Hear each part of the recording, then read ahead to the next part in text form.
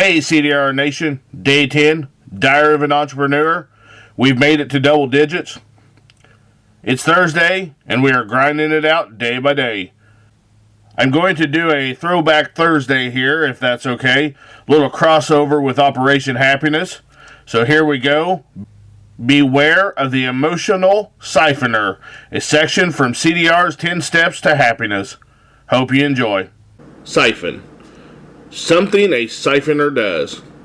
Webster's website defines the word siphon as a tube bent to form two legs of unequal length by which a liquid can be transferred to a lower level over an intermediate elevation by the pressure of the atmosphere, enforcing the liquid up the shorter branch of the tube immersed in it, while the excess of weight of the liquid in the longer branch, when once filled, causes a continuous flow.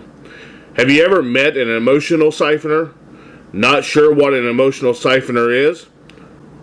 Emotional siphoner, defined by CDR writing, is a two-leg acquaintance of yours that is so miserable that they can only find a fleeting ounce of happiness by attaching themselves to a happy friend, so they can transfer said friend's happiness to their lower level.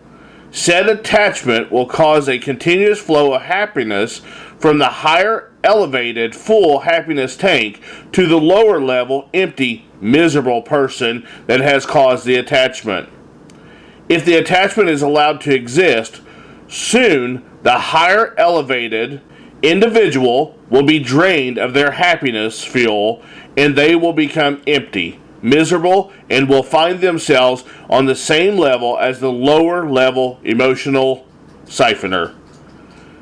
Soon both will start feeding off of each other in search for any happiness, because the lower level emotional siphoner never becomes full because their happiness tank has a hole in it and the fuel leaks out faster than it can be pumped in.